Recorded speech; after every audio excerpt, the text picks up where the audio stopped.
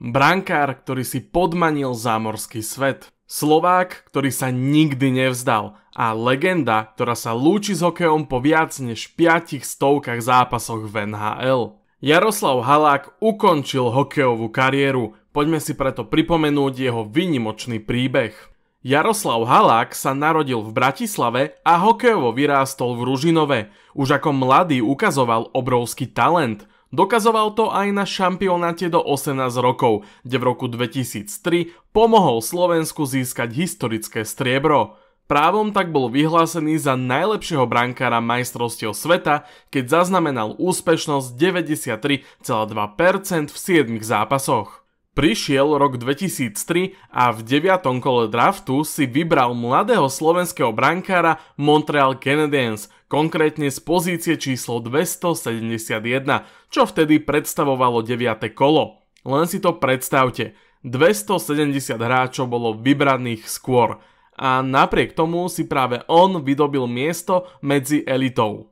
Po drafte pôsobil v juniorskom tíme bratislavského Slovana, vrátane 12 duelov v extralige. Už vtedy zaznamenal skvelých 94,2% vrátane vynikajúcich výkonov na juniorskom šampionáte. Hoci sa slovenskí mladíci umiestnili v skupine A na druhom mieste, dokonca pred Rusmi a Švédmi, ich cesta sa skončila vo štvrťfinále proti Česku.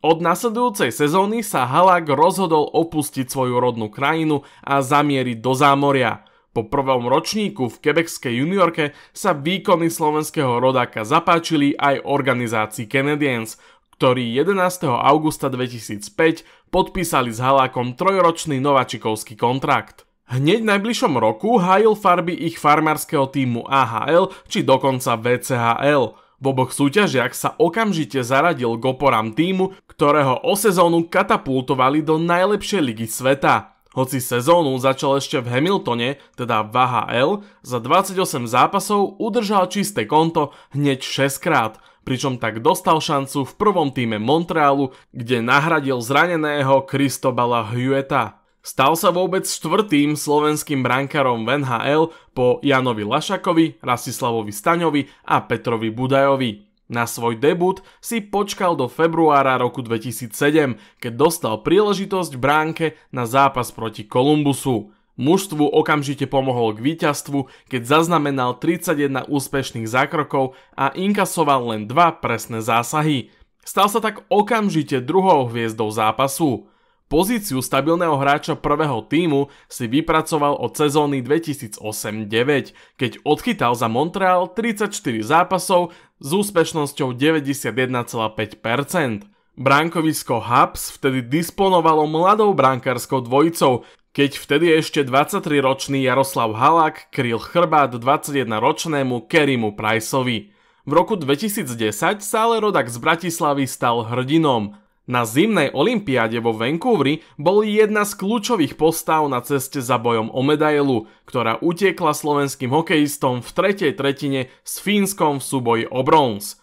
O niekoľko mesiacov neskôr predviedol v play-off NHL jeden z najikonickejších brankárskych výkonov v histórii Canadiens, keď pomohol svojimi skvelými výkonmi vyradiť Washington s Alexandrom Ovečkinom aj Pittsburgh so Sidneym Crosbym. Išlo tak o fenomenálne výkony, na ktoré dodnes spomínajú nielen slovenskí, ale najmä zámorskí fanúšikovia. Hoci cesta Montrealu skončila vo finále konferencie na hokejkách Filadelfie, Halák ukončil playoff s úspešnosťou 92,3% a 18 odchytanými stretnutiami. Pred začiatkom sezóny 2010-11 prišla výmena a mladý brankár sa sťahoval do St. Louis Blues za dvojicu útočníkov Larsa Ellera a Iana Schulza. S organizáciou sa následne dohodol na 4-ročnom kontrakte, pričom si ročne prišiel na $3 750 000.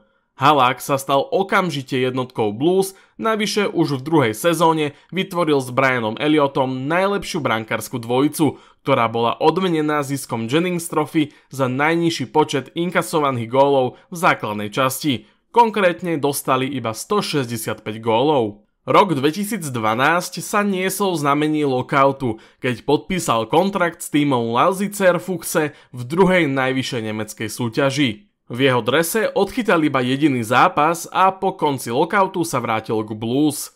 Štvrtý rok v St. Louis začal s lepšími výkonmi, no na konci februára 2014 bol vymenený do Buffalo Sabres spoločne s Chrisom Stewartom, Williamom Carrierom, prvým kolom 2015 a tretím kolom 2016. Na opačnej strane St. Louis získalo Ryana Millera a Steva Otta. Slovenský brankár však v drese Sabres neodchytal ani jediný duel, keď bol už 5. marca, teda hneď o pár dní, vymenený do Washingtonu. Capitals získali spolu s Halakom aj tretie kolo draftu, obetovali naopak českú dvojicu Michal Neuwirth a Rostislav Klesla. Hoci bolo jeho pôsobenie vo Washingtone úspešnejšie, 93% v 12 zápasoch hovorí svoje. Krátko pred vypršaním kontraktu bol vymenený Gostrovanom z New Yorku, s ktorými na konci mája podpísal nový kontrakt. Opäť na 4 roky, tentoraz v ročnej hodnote $4,5 milióna. Jeho pôsobenie u Islanders odštartoval veľkolepo, keď 4. decembra 2014 vychytal svoje 11. víťazstvo v rade, čím sa mu podarilo vytvoriť nový klubový rekord v počte vychytaných víťazstiev v rade. V tej istej sezóne sa dokonca zúčastnil aj NHL All-Star Game, kde hral za tým vedený Jonathanom Toewisom. Na súpisku sa dostal ako náhrada za zraneného Pekurineho. V marci 2016 utrpel Halák zranenie v dolnej časti tela, ktoré ho vyradilo do konca sezóny. Pred začiatkom nového ročníka oslavila NHL návrat známeho svetového pohára a slovenský brankár bol pritom. Z pozície jednotky viedol tím Európy, ktorý šokoval všetkých hokejových fanúšikov. Aj vďaka jeho senzačným výkonom v znamení čísel 94,1% v 6 zápasoch dokráčal podceňovaný výber až do finále, kde nestačil na Kanadu. Po skvelom začiatku sezóny ale 30. decembra 2016 prišlo rozhodnutie klubu, po ktorom zaradili slovenského brankára na waiver listinu, pričom bol o deň neskôr preradený na farmu v AHL. Svoju výnimočnosť však ukázal už o pár mesiacov neskôr. Po ďalšej sezóne strávenej ako jednotka New Yorku sa po vypršaní kontraktu rozhodol zamieriť do Bostonu, keď sa z Bruins dohodol na dvojročnom kontrakte v hodnote 2 750 000 ročne. Spolu s Tukom Raskom vytvoril okamžite jednu z najlepších brankárskych dvojíc v NHL, čo dokazuje aj jeho 40 odchytaných zápasov. Medvede navyše dokráčali i hneď až do samotného finále.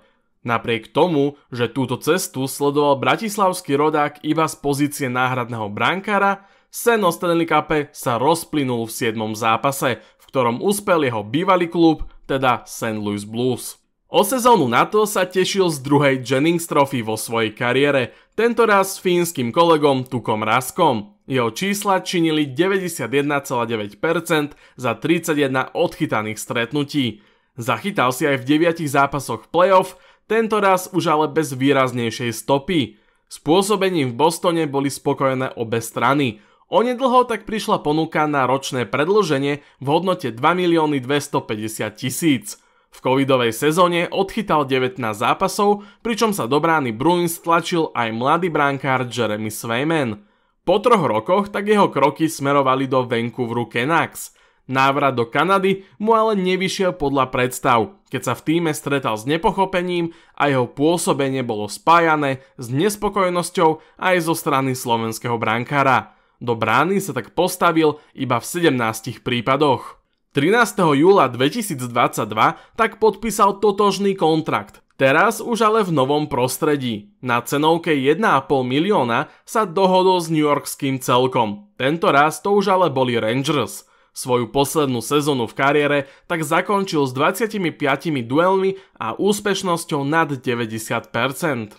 Halák sa netajil tým, že napriek pokročilému veku si želal pokračovať v kariére a ísť si za cieľom, nie Stanley Cupom, ale métou 300 odchytaných výhier, na ktoré mu chýbalo celkovo len 5 triumfov. 6. novembra tak podpísal s Carolinou Hurricanes skúšobný kontrakt, no s organizáciou Hurrikánov sa napokon nedohodol. Hoci sa slovenský brankár aj naďalej pripravoval aj bez zamestnávateľa a aj absolvoval individuálnu letnú prípravu, ďalšej šance sa už nedočkal. V hre tak bol dokonca aj návrat do bratislavského Slovana, kde odštartoval svoju bohatú kariéru. 15. februára 2024 klub dokonca oznámil predbežné dohodnutie sa so slovenským brankárom. Dres Slovana už ale napokon neobliekol, keď bol jeden z hlavných dôvodov aj nedôvera vtedajšieho trénera Petra Oremusa, ktorý sa v rozhovore pre televíziu vyjadril, že pozíciu jednotky bude naďalej zastávať Denis Godla, a to aj po príchode Jaroslava Haláka. Veľkolepý návrat sa tak v skutočnosti ani neuskutočnil. Svoj koniec kariéry nakoniec oznámil v rozhovore pre denník Šport v júli 2025. Jaroslav Halák sa tak nezmazateľnou stopou zapísal do histórie uznávaných brankárov, keď v najlepšej lige sveta odchytal celkovo 581 zápasov s priemernou úspešnosťou 91,5% a priemerom 2,50 gólov na zápas. K tomu pridal aj 53 čistých kont a jeho počet výhier sa zastavil na čísle 295. V rámci playoff bojov zaznamenal úspešnosť necelých 92% v 39 zápasoch. Národný dres obliekol celkovo na 2 olympijských hrách, v rokoch 2010 vo Vancouveri a 2014 v Soči. Zúčastnil sa taktiež 3 majstrovstiev sveta 2007, 2009 a 2011. Haláková kariéra je dôkazom, že nikdy netreba podceňovať odhodlanie. Z posledného kola na drafte sa vypracoval medzi rešpektovaných brankárov NHL napriek svojej nižšej postave so 179 cm. Do histórie sa tak zapísal ako vôbec najlepší slovenský brankár. Ak sa ti dnešné video páčilo, budeme radi, ak ho podporíš lajkom a samozrejme ďakujeme aj našim podporovateľom, ktorí nás podporujú zakúpením jednej z úrovne členstva. Toto bola kariéra Jaroslava Haláka a my sa vidíme čoskoro už pri ďalšom videu. Zatiaľ sa teda majte a ahoj.